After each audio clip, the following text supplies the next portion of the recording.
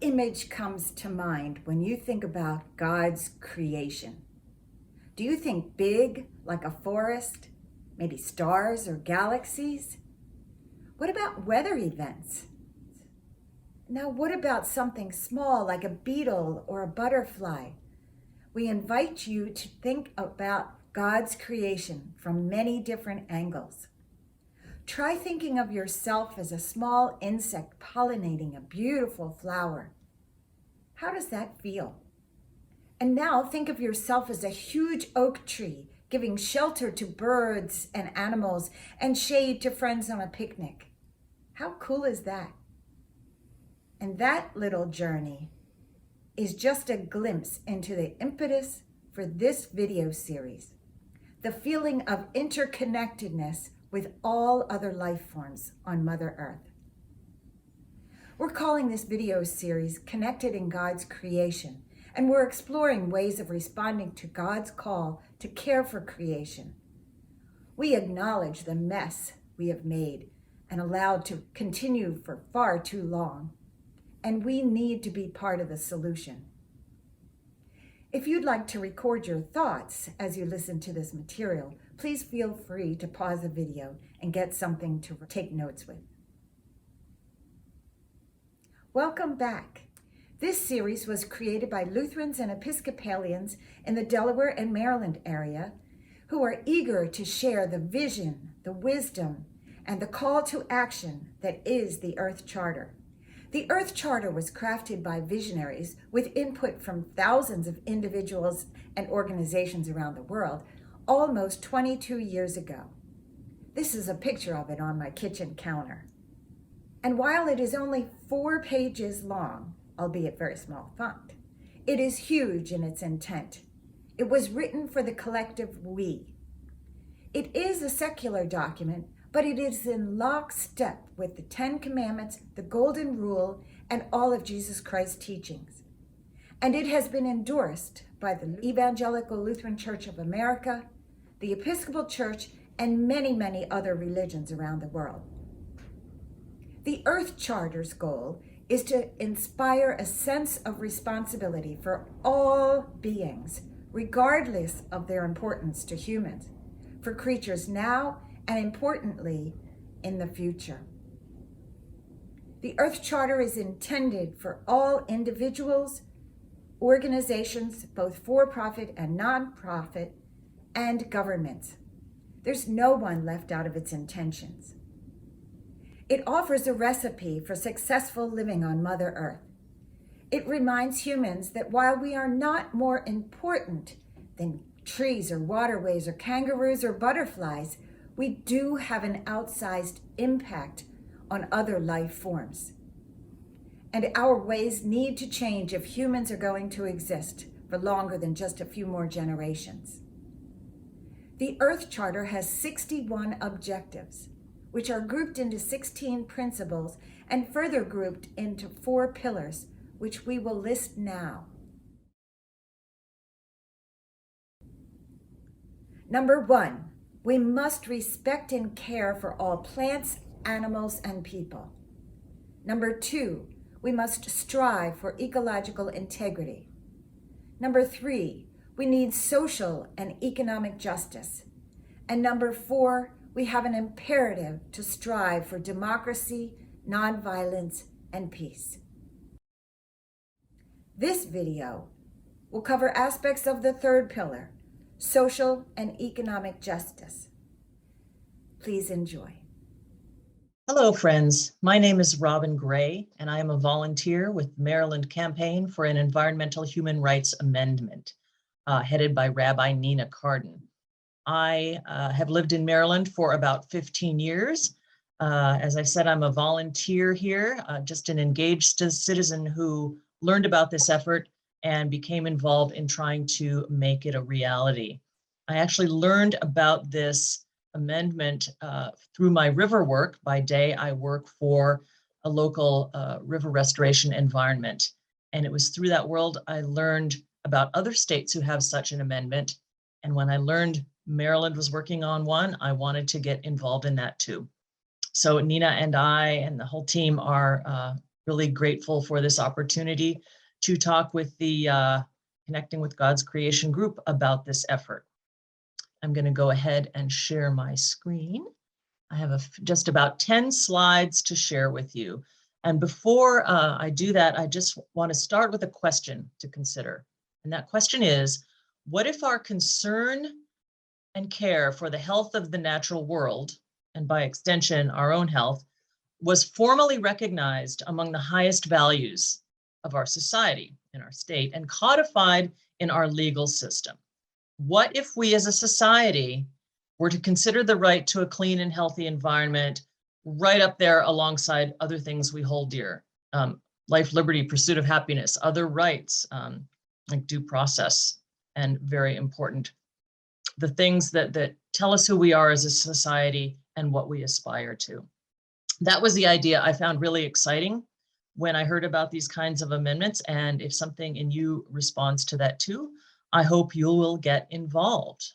We think this amendment is an opportunity to set in motion a real sea change in our cultural and societal attitude toward the natural world and our relationship to it, while also being a really flexible and powerful and also practical tool for making the kinds of changes that we want to see. I have just about 10 slides here. I'm going to very briefly cover what the amendment is and what it does, some possible applications for it, a little bit of its history in Maryland, the process for ratification. So let's dive right in. The text of the amendment is like this. There is a preamble to it, and rather than try to fit it all on the slide, I'm just going to read you the preamble, which is this.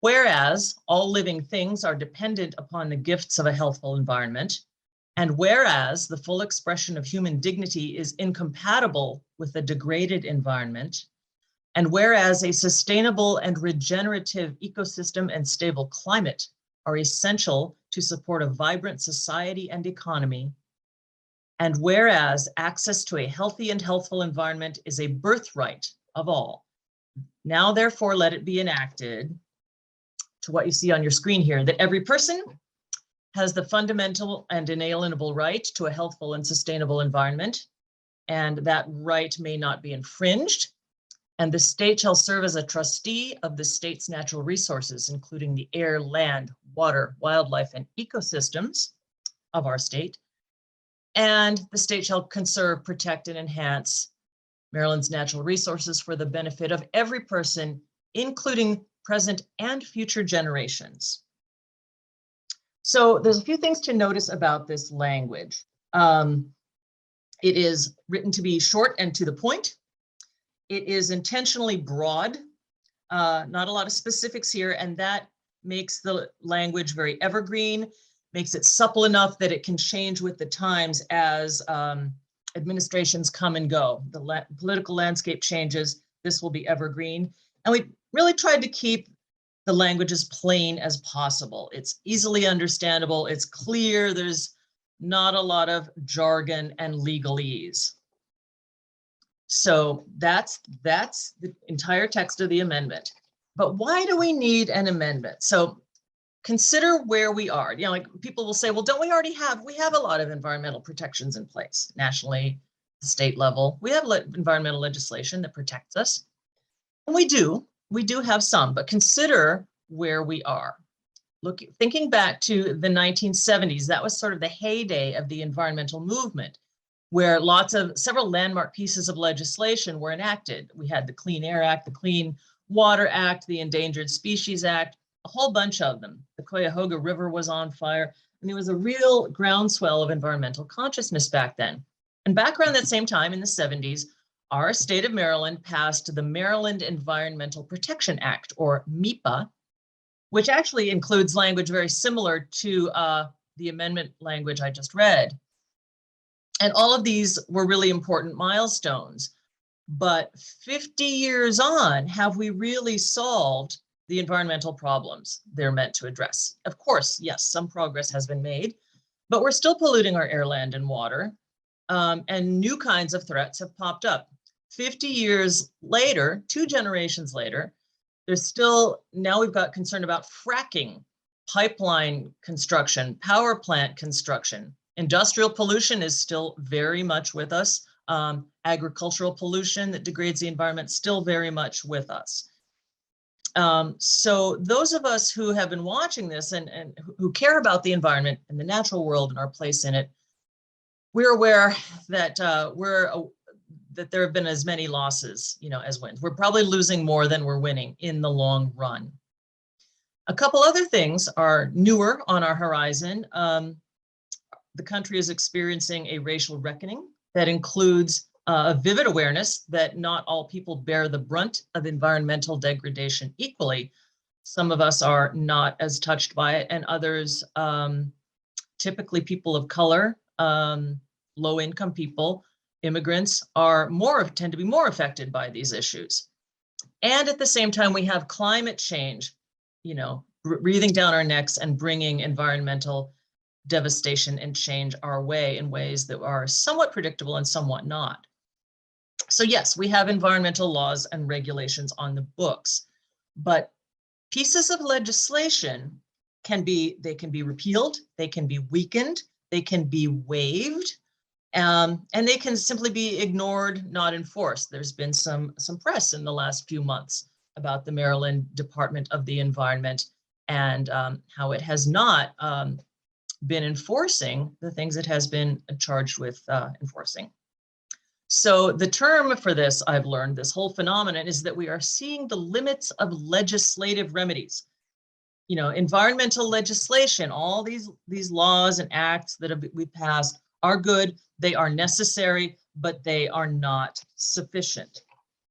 So why an amendment? The campaign aims to establish an environmental human rights amendment in Maryland's Declaration of Rights. So that's the state's equivalent to the Bill of Rights, right? The National Bill of Rights. And so regulations are the standards and rules that apply to particular agencies, departments, industries, and how they regulate very particular things. And laws and acts, like we spoke about, let pieces of legislation go through the bill process, and they tend to be fairly specific. We're going to plant 5 million trees. We're going to devote this much money to a particular thing. You can do this, you cannot do that. They tend to be quite specific. And the hard truth is that our pollution control regulations and permitting schemes are really written to accommodate pollution. They allow it, and it's been pointed out that that's even kind of written right into the language. They're permits tell you how much you're permitted to pollute, right? How much a given industry can get away with.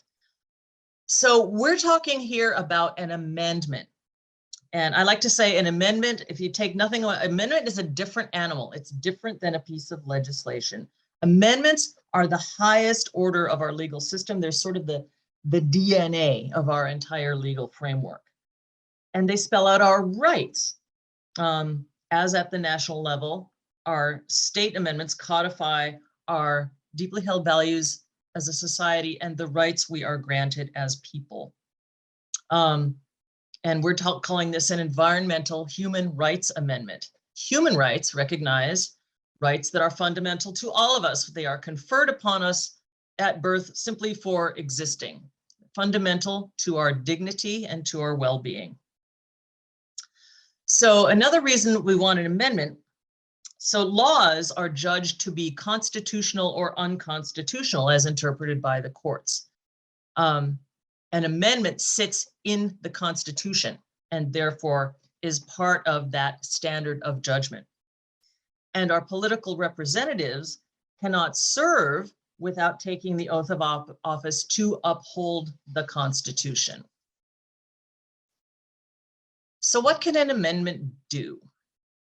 It can do a lot of things. These are all possibilities and things we're seeing in other states that have these amendments, which I'll talk about in a little bit.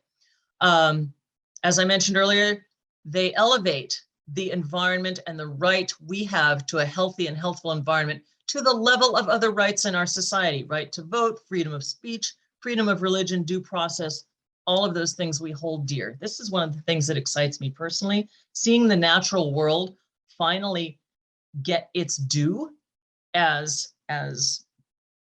the context in which our lives take place and how it supports our health and well-being. Amendments can define basic minimum standards, and they can clarify priorities. Sometimes individual pieces of legislation might be seemingly contradictory, or there might be some gap that they don't address, or there might be conflicting priorities. And having language like this in our state amendment and in our state constitution can help clarify those kinds of questions among the courts. And they also, having an amendment can help create better laws and regulations going forward, because the people creating those pieces of legislation and those regulations know that that standard now exists, that it's on the books, that it is a standard of measurement to which their new laws and regs will be accountable. It's an important piece of it is it challenges non-compliance and non-enforcement. It gives the right to sue. It gives people the right to sue the government and say, hey, you said you were going to do this. We have a right to this. You need to step up. As I said earlier, communities of color are disproportionately affected by environmental degradation, and this amendment will give those communities a tool to fight and a grounds on which to fight those kinds of unfair burdens they've been forced to undertake, where power plants and polluting industries are located, for example, those kinds of things.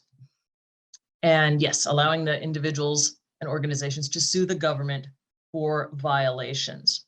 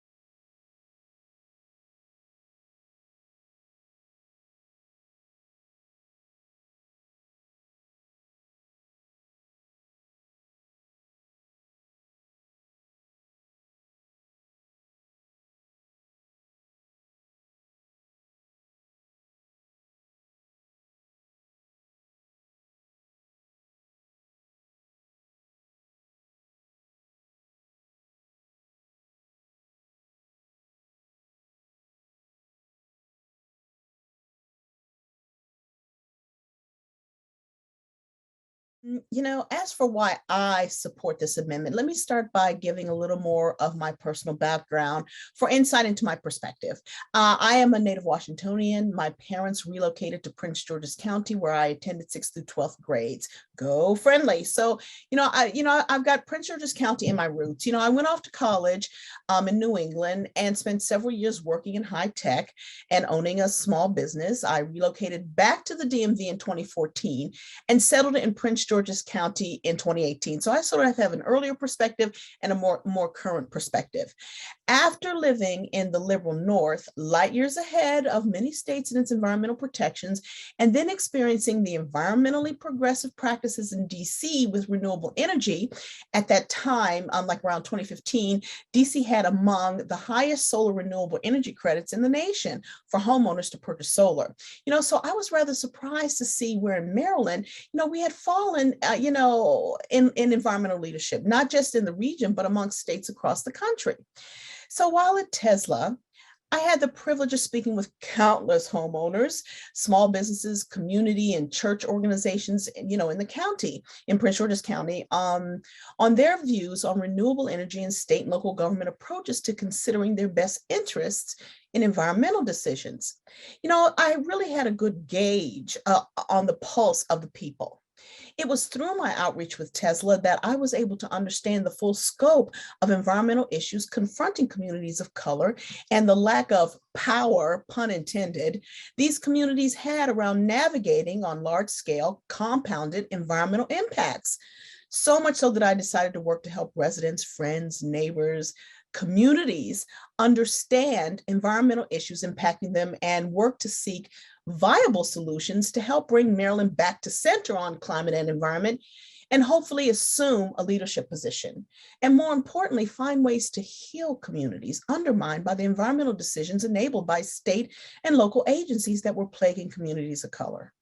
And I'm not only talking about protecting the environment as it relates to health, but I am also talking about the impacts on other tangential consequences of a contaminated environment.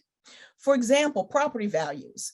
As we all know, among the most valuable assets families have is their home. The value of homes impacts legacy wealth, how a family builds wealth and how they can leverage that wealth as the long-term foundation for financial well-being and a healthy financial legacy for generations to follow.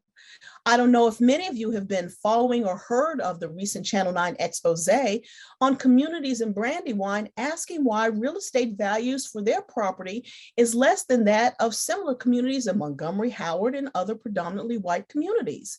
You can Google it anyway. And ask yourself, could one of the contributing factors be because Brandywine, Prince George's County, along with Baltimore City, Curtis Bay, Lothian, bear the brunt of polluting services that make this state function? The state, as have many like other states, has used predominantly BIPOC communities for, that use them as dumping grounds for all the polluting services needed to help run the state, and have given them absolutely no consideration for the sacrifices they have made to keep this state functioning. And to add insult to injury, they continue to pile on more devastating infrastructure. You've heard other statistics, but Brandywine has more fossil fuel capacity than 99% of the country, and it is 67% Black. And as if only having the state's only sewer sludge incinerator, multiple landfills sitting at the convergence of 3 major trucking routes, 2 of which dubbed diesel death zones, as well as not 1, not 2, not 3, but 4 coal gas power plants within a 13-mile radius, wastewater dumping into the waterways, and sunny day flooding. As if all of this isn't enough, they are now supporting like maglev. Why do we need maglev when we have a functioning Amtrak Acela service? If we take the monies committed to maglev and invest them in Acela, why would we need maglev? Certainly not to shave a mere 8 minutes off the commute from Baltimore to DC, and absolutely not to create a trail of environmental devastation and destruction for several communities along its construction route. And then what about that National Harbor Livingston Road battery energy storage station? Are they really going to allow permitting for this to be constructed in communities where people live? Those battery facilities are notoriously unstable and menacing. They want you to believe the emissions are safe, but have no empirical evidence of the impact of a facility like this on a living, viable community. The people in the Rosecroft area are being treated like guinea pigs, like lab rats. All this to save 2 cents on their monthly electric bill, really? These communities have the highest rates of deaths related to air quality in the country, the highest levels of ozone in the state, second in the nation. And yet these agencies persist in their devastation of these communities. How much is enough? Congressman Jim Clyburn said, environmental protection does not happen in a vacuum. One cannot separate the impact on the environment from the impact on our families and communities. They are inexorably linked, and it's time we acknowledge and act upon it. So with all of this in mind, when the Maryland Human Rights Amendment came along, for me, it was like salvation.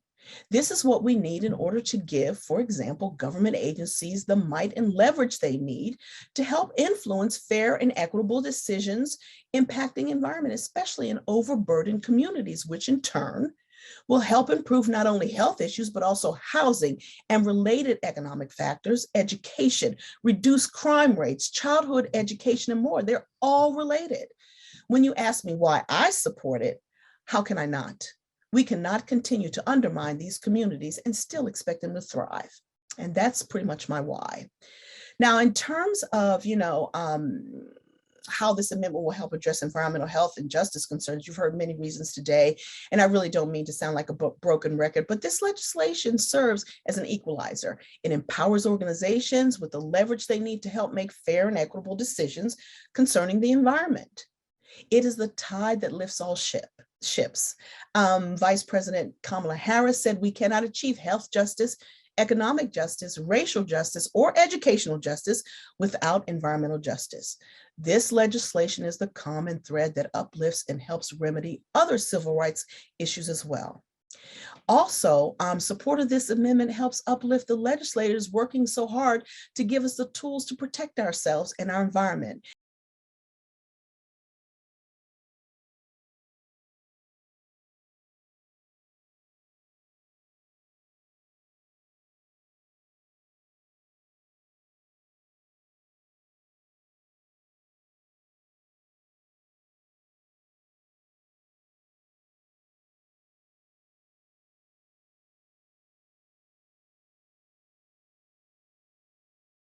Maryland is working on getting this amendment here in our this legislative session.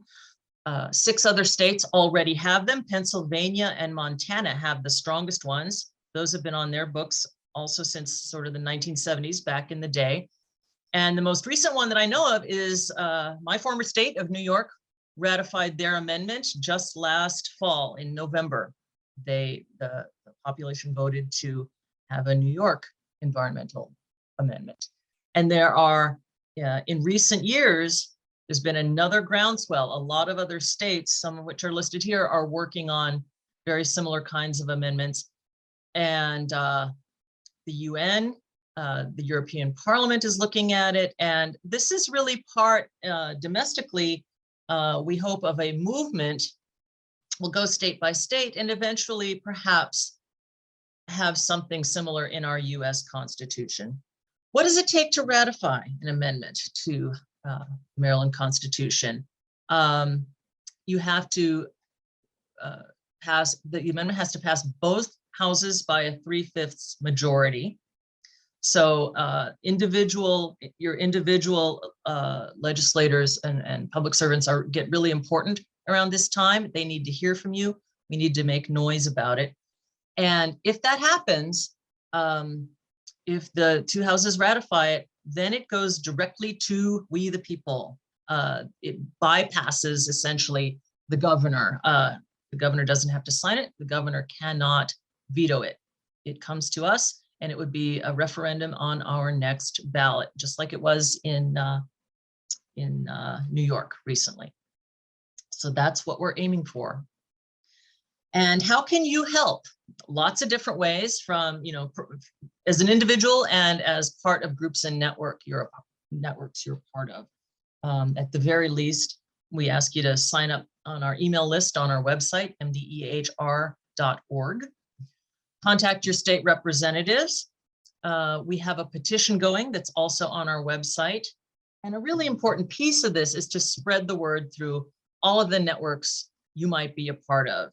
Your friends, your family, your colleagues, professional groups, alumni groups, faith communities, homeowners associations, book groups, the people in your dog park, whoever it is, your knitting and quilting groups. Talk to people about it to get the word out. And those of you who have Facebook, Twitter, Instagram accounts, the more you can get it out on social media and just generate some buzz and awareness and knowledge about this. That's incredibly helpful too.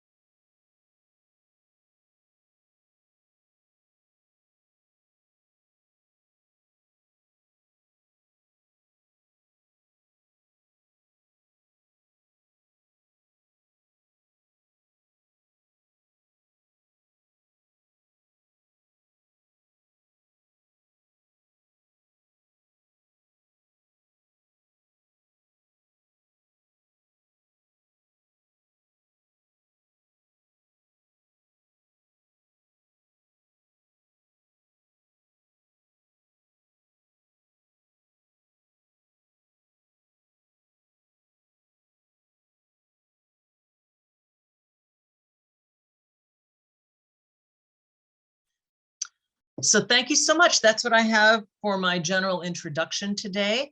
There's our website listed at the bottom. And also, if you want to be in touch with our director, Nina Carden, her email is down there at the bottom. Again, I'm Robin Gray. I hope this was a helpful introduction for you. And we hope to have your support for the amendment. Thanks so much.